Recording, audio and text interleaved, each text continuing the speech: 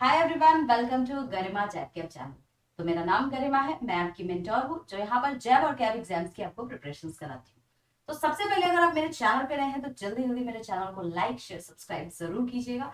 यहाँ पर मैं आपको जैब मई 2026 एग्जाम से रिलेटेड कुछ इंपॉर्टेंट चीजें बताने आई हूँ, यानी कि आज हम डिस्कस करने वाले हैं एलिजिबिलिटी क्राइटेरिया के बारे में। तो अगर आप जैब एग्जाम दे रहे हो या डीबीएफ दे रहे हो तो दोनों के लिए ये वीडियो काफी ज्यादा फ्रूटफुल है। तो चलिए यहाँ पर हम एलिजिबिलिटी क्राइटेरिया को देख लेते हैं। तो फटाफट से यहाँ पर हम देख लेंगे। तो देखिए गाइस, सबसे पहले ना हम यहाँ पर एलिजिबिलिटी में एजुकेशनल क्वालिफिकेशंस की बात कर लेते हैं, ठीक है। तो अगर जैब एग्जाम आप दे रहे हो और टारगेट कर रहे हो आप मई 2026 को टारगेट कर रहे हैं, तो आपने आईआईबीएफ के वेबसाइट पे जाकर के डिटेल्स देख सकते हो, या मैं आपको यहाँ भी बता रही हूँ जैसे एजुकेशनल क्वालिफिकेशंस की बात की गई है यहाँ पर गाइस।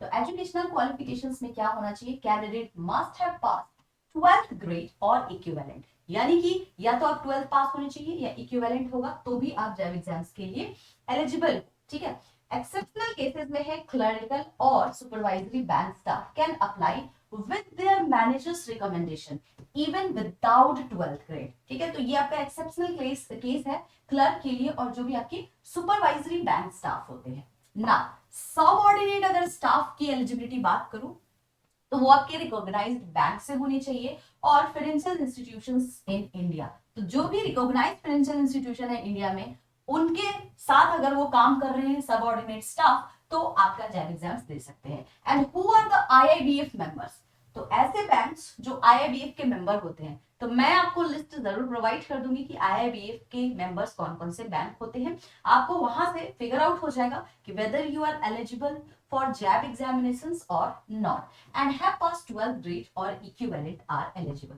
तो ये तीन तरीके के ना आपकी एलिजिबिलिटी क्राइटेरिया दी हुई है गाइस। एक आपका एजुकेशनल क्वालिफिकेशन या तो 12th ग्रेड होना चाहिए, इक्विवेलेंट होना चाहिए, क्लर्क है, सुपरवाइजरी बैंक स्टाफ है तो आप अप्लाई कर सकते हो अपने मैनेजर्स के रिकमेंडेशंस पे even if you are not qualified 12th exam, ठीक है।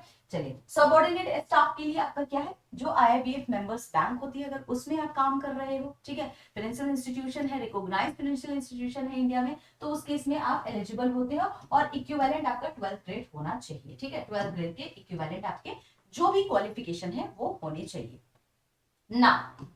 बाकी की जो डिटेल्स है जैसा कि मैंने आपको कहा है कि आप मेंबरशिप के लिए भी अप्लाई कर सकते हो, कहां से, आईआईबीएफ के वेबसाइट से। तो सारी डिटेल्स आपको आईआईबीएफ के वेबसाइट पर मिल जाएगी। अगर आप अप्लाई नहीं कर पा रहे हो मेंबरशिप के लिए तो मैं इसके लिए एक वीडियो और बनाऊंगी जहां पर मैं आपको बताऊंगी कि किस तरीके से हम यहाँ पर अप्लाई कर सकते हैं फॉर द मेंबरशिप, ठीक है। चलिए आइए गाइस, अब हम जो यहाँ पे टॉपिक डिस्कस करने वाले हैं सब्जेक्ट ऑफ एग्जामिनेशन। तो आपको मैंने बता देना है सबसे पहले, तो आपको मैं यहाँ पे बता देती हूँ कौन कौन से जो है सब्जेक्ट्स आते हैं। तो जैब एग्जाम या डीबीएफ दोनों में से कोई भी, दोनों ही सेम है, ठीक है। डीबीएफ आपका नॉन बैंकर्स देते हैं और जैब आपका बैंकर्स देते हैं, ये भी मैंने आपको बता रखा है। तो अब आप एक चीज यहाँ पर देखेंगे कि चार सब्जेक्ट्स आपको पूछे जाते हैं। पहला होता है जिसको हम आईएफएस के नाम से जानते हैं, दूसरा होता है जिसको हम पीपीबी बोलते हैं, तीसरा आपका होता है accounting and financial management for the bankers जिसको आप एएफएम के नाम से जानते हो guys, and last one is the retail banking and wealth management. तो ये चार आपके सब्जेक्ट्स होते हैं जो जैब एग्जाम्स को क्लियर करने के लिए आपसे पूछा जाता है। इसके चार बुक हैं, चारों बुक का मैंने यहाँ पर इमेज लगा दिया है and these are the Macmillan book. तो जब आप एग्जाम्स की प्रिपरेशन कर रहे हो तो मैं, जैसा कि मैं पहले भी बोलती थी, आज भी मैं आपसे कहूंगी कि आपको हमेशा जो है बेस जो रखना है ये मैकमिलन बुक को ही रख के पढ़ाई करनी है एग्जाम्स की। कुछ अपडेट्स आते हैं, कुछ लेटेस्ट अपडेट होते हैं, तो उसको आपको क्या करना है, आरबीआई के वेबसाइट से, आरबीआई के सर्कुलर के हिसाब से आप उस अपडेट्स को जो है अपडेट कर लेंगे अपने नोट्स में, ठीक है। बाकी रेस्ट आपके लिए जो बेसिक बुक्स होती है ये आपकी यही चार बुक होती है और इसी चार से आपको पढ़ाया भी जाता है, ठीक है। और दो these books are very lengthy, अगर कोई चाहे तो इस बुक से भी एग्जाम्स को क्लियर कर सकता है पढ़ के, बट क्योंकि बैंकर्स हो आपके पास टाइम नहीं होता है क्योंकि आप जॉब कर रहे हो, तो उस केस में आप मेंटोर की मदद लेते हो। तो मैं आपको क्लियर बता दूं कि मैं यहाँ पर आपको पीपीबी एंड आरबीडब्ल्यू ये दो सब्जेक्ट्स पढ़ाने वाली हूँ, ठीक है। तो ये दो सब्जेक्ट्स आप फ्री में, बिल्कुल फ्री में यूट्यूब पे मैं आपको पढ़ाने वाली हूँ। कोई भी पैसा मैं नहीं ले रही आप लोगों से, तो आप लोग जरूर इसका फायदा उठाइएगा। ट्रस्ट मी गाइस, काफी सारे बैंकर्स ने भी इसका फायदा उठाया है और अच्छे मार्क्स से एग्जाम्स को क्लियर किया है। Now it's your turn guys, ठीक है। चलिए पासिंग क्राइटेरिया की थोड़ी सी बात कर लेते हैं कि क्या पासिंग क्राइटेरिया होता है। तो देखिए मैं आपको बता दूं, ये जो चारों सब्जेक्ट्स होते हैं ना, आई आईएफएस हो गया, एएफएम हो गया, पीपीबी हो गया एंड आरबीडब्ल्यूएम, तो हर एक जो आपका सब्जेक्ट होता है ना वो 100 मार्क्स के आते हैं, ठीक है। 100 मार्क्स के ये आपको चारों सब्जेक्ट्स पूछे जाते हैं। नाउ अगर पासिंग क्राइटेरिया की बात करूं तो यहाँ पर 2-3 पासिंग क्राइटेरिया है, उसको मैं अच्छे से आपको यहाँ पर एक्सप्लेन कर देती हूँ। तो अगर पहला क्राइटेरिया होता है कि अगर आपको 50 मार्क्स आ जाए आउट ऑफ 100, ठीक है, तो सारे सब्जेक्ट्स में आपको अगर 50-50 मार्क्स आ गए तो भी आप जैब एग्जाम्स को क्लियर हो।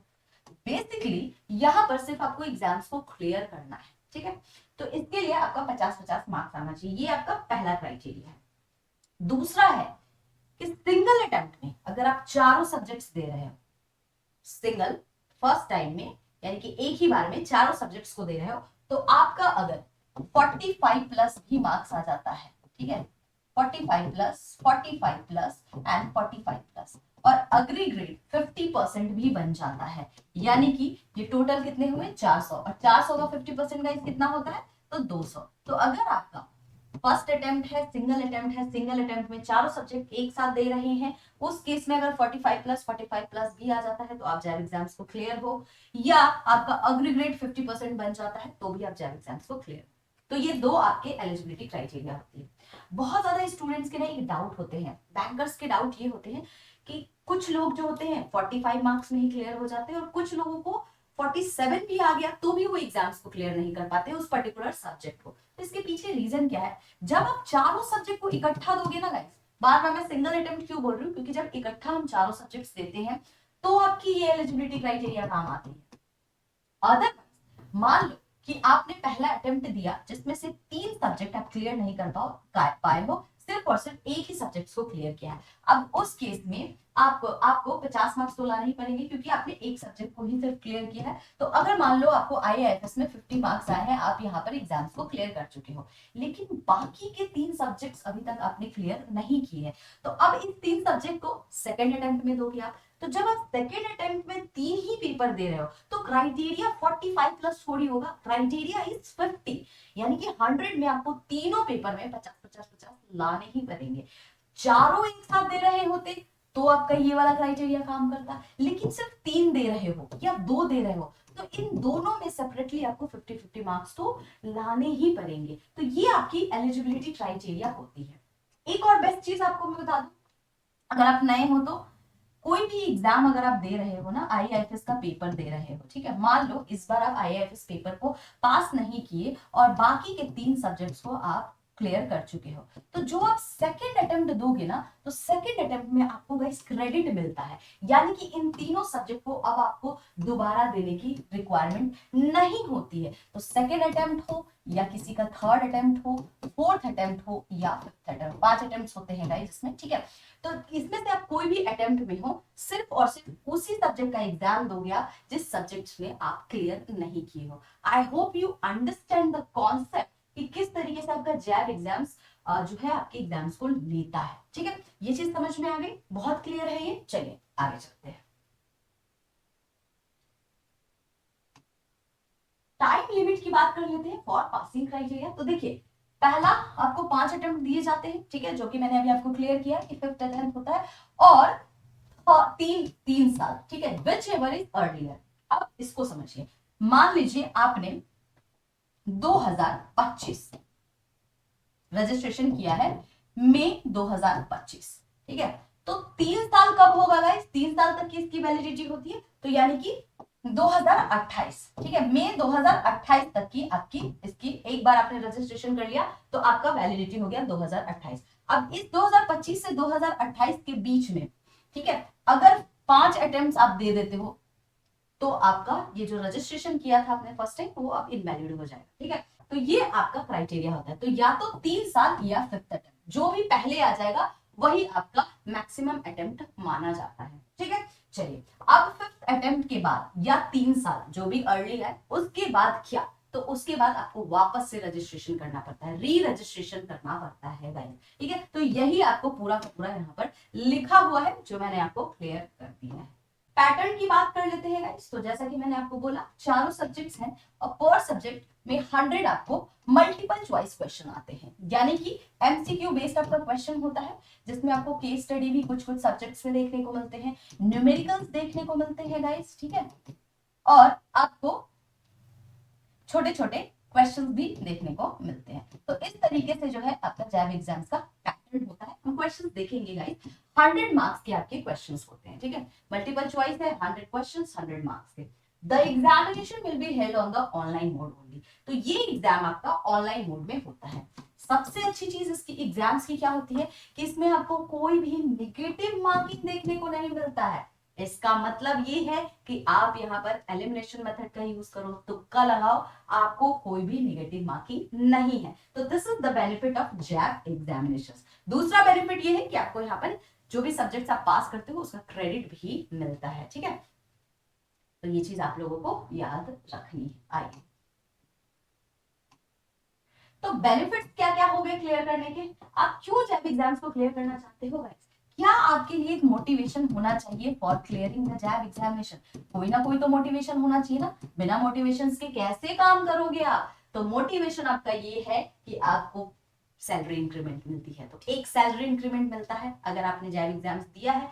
अगर आप डीवीएफ दे रहे हो तो डीवीएफ के केस में जब आप बैंक्स में ज्वाइन कर लोगे तो उसके बाद आपको तुरंत ही सैलरी इंक्रीमेंट का बेनिफिट मिलता है। प्रमोशन में भी काफी ज्यादा ये हेल्प करता है। क्यों? क्योंकि ये आपको एक बेसिक अंडरस्टैंडिंग बैंकिंग रिलेटेड आपको प्रोवाइड कर देता है, जिससे आपको बहुत अच्छी तरीके से ये पता चल जाता है कि आपको किस तरीके से कस्टमर से डील करना है, ठीक है, किस तरीके से आपको सर्विस प्रोवाइड करना है अपने कस्टमर्स को। कॉन्फिडेंस को इससे इंक्रीज हो जाता है और आप कैब एग्जाम्स के लिए गाइस यहाँ पे फिर एलिजिबल हो जाते हो।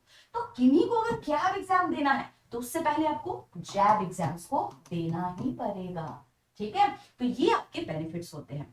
मैं हमेशा कहती हूँ, जितने भी बैंकर्स आज तक मुझसे जुड़े हैं उनको मैं यही कहती हूँ कि गाइस इसको आप एक तरीके का करियर इन्वेस्टमेंट समझो। इसको एग्जाम की तरह प्लीज ना देखिए आप लोग। It is a career investment for you guys. एक बार अगर आप जैब एग्जाम्स को क्लियर कर लेते हो तो आपको एक सैलरी इंक्रीमेंट मिलती है, प्रमोशन में हेल्प करता है। तो this is an career investment for you guys. तो डेफिनेटली अगर कोई भी जैब एग्जाम्स को दे रहे हैं तो आपको ज्यादा प्रेशर लेकर के पढ़ाई नहीं करनी है। और अगर आप मुझसे पढ़ रहे हैं तो मैं तो जितना कहूंगी उतना पढ़ लीजिएगा। And that's it for jab examinations, ठीक है।